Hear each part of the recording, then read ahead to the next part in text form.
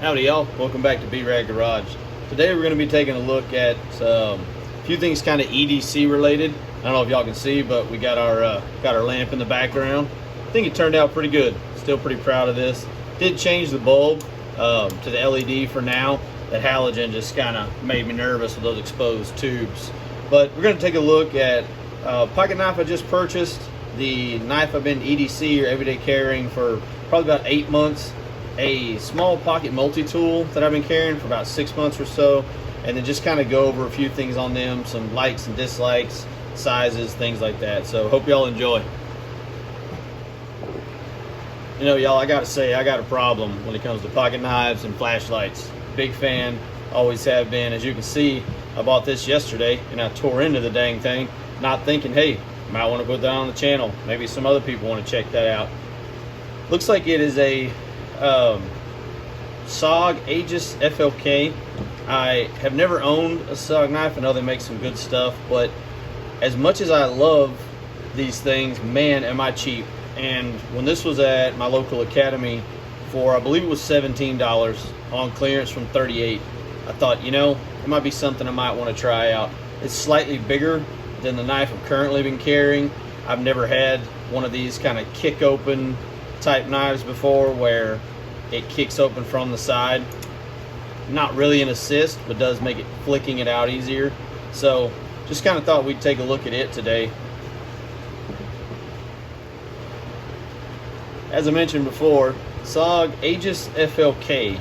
I kind of feel like FLK has got to be short for flick, because this little assisted kick right here to kind of, well, it's not assisted, it assists you. It's a liner lock knife. Feels like it sticks pretty well. However, it's a pretty easy flick to get this thing to open.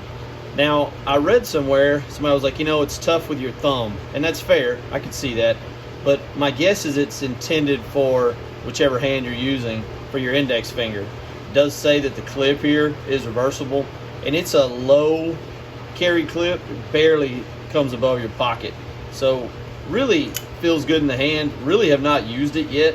Again, I just bought it yesterday, but I've got to say already from just like the fiddle with it type, it already feels nice.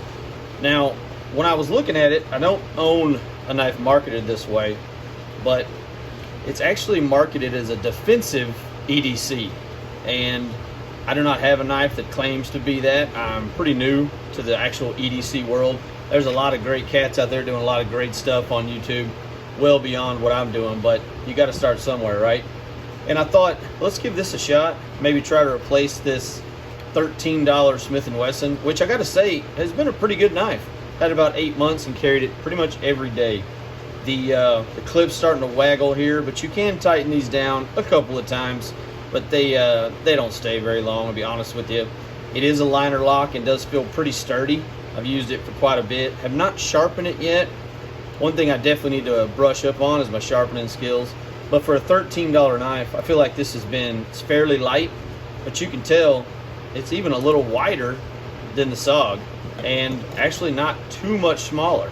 So this has been a good knife for us. You're not going to see me today cutting paper or anything like that.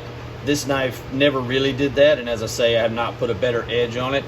I don't know if that's the intention of this knife. Being marketed as a defensive EDC with a very smooth, pretty large blade, I can only assume this is maybe meant not for your everyday cutting open boxes and whatnot. But as I mentioned earlier, I got to say this, pretty nice in the hand. Feels real good one-handed opening and closing. The next thing I want to take a look at today is this Gerber dime. Just a quick note, it does not come with this little quick link. This is just something I had laying around. I've used it off and on kind of for keys and whatnot. This is, I guess, fairly bulky for some, but to me, it fits well in the pocket and held keys nicely. There's some good reviews out there about this little rascal right here.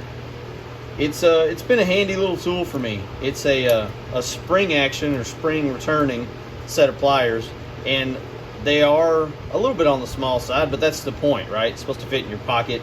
Small things like I've put a cloth around these and used them to kind of bend my glasses frames back or something of that nature. kind of like we were talking about earlier with the SOG, to kind of fiddle with it sure is nice to be able to just kind of split it apart and let those springs kind of spring back and forth. I'll echo a couple things other people have said. The grooming tools, if you're looking kind of for file and some other things that might be lacking a little bit. It does have a pair of scissors, which pretty neat, pretty good. I think at this price point, this was $20 on Amazon when I bought it. However, soon after I bought it, this small, what I believe to be a support piece, actually broke very soon after. And although they are scissors and they're there, they maybe aren't the greatest. Bottle opener has come in handy, and we do have a regular blade on it. Now, this is the one thing I think I use the most on this, and this is a package opener. It's kind of how it's marketed. Maybe a little bit of a one-trick pony to some people. However, I don't know about y'all, but I'm opening boxes and packages all the time. In fact, that's how I opened the SOG here. I just kind of jabbed it in and cut down the side. As you can see, it just kind of pokes in as an entry point, and then the crook right here is what actually does the cutting. And it's kind of neat because it's almost like a safety blade in one way, and for a package, it actually is really great. Breaks right in between the two pieces that are usually at the top of the box, cuts right through the tape. And it this has been a handy little piece of kit for 20 bucks.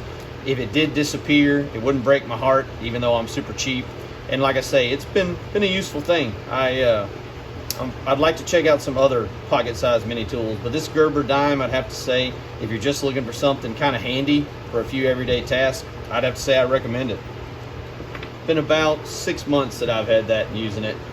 Kind of as a size comparison, this is the standard. It's like a bottle opener that I carry. If y'all haven't seen Texas Bucket List, by the way, check them out. Shane does a great job. Really neat show. As you can see, the everyday Smith & Wesson about the same. The SOG, while it looks like a really substantial knife, and it is, actually not that much bigger than the standard bottle opener that I carry in my pocket. So, hope y'all like this episode, guys. I would say something different, but I don't really even know what I'm doing yet. I just want to do stuff that I like, and I hope that y'all like it too. Just a couple of quick specs for y'all that might be wondering. The SOG Aegis FLK is right at 4.5 inches closed, fully open, just about 8 inches. The old Smith & Wesson that I've been carrying is once again around 4 inches, just barely over, closed and open about 7.5. Now your dime, that's again fitting in your pocket, about 2 inches of body. However, if you take the bottle opener into account, it's 2.5. And we are comparing blades, so let's go ahead and see what the old Gerber's bringing to the party. It looks like it is about 1.5 inches. So again, just something I thought you might be curious about and want to know. Thickness wise, as we kind of mentioned earlier, we're maybe 1/4 to 1/2 if you count the clip on this one, and most likely around the same, if not slightly thicker. Yeah, just slightly thicker than about 1/2 inch coming out of the side there from that clip. And as you can see, the difference in these clips, this full clip that starts kind of in the middle, this kind of protrudes above your pocket. This low carry clip is pretty neat. Like I said, I've only been carrying this for a day now, but it's neat that it tucks right down in your pocket. Very low key, not as easy to spot. So, and also our bottle opener we've been using kind of for a gauge right at 4 inches as well. So seems like they're kind of following that theory, something to fit in the average pocket. So hope y'all enjoyed this, guys, and remember, anything can be rad.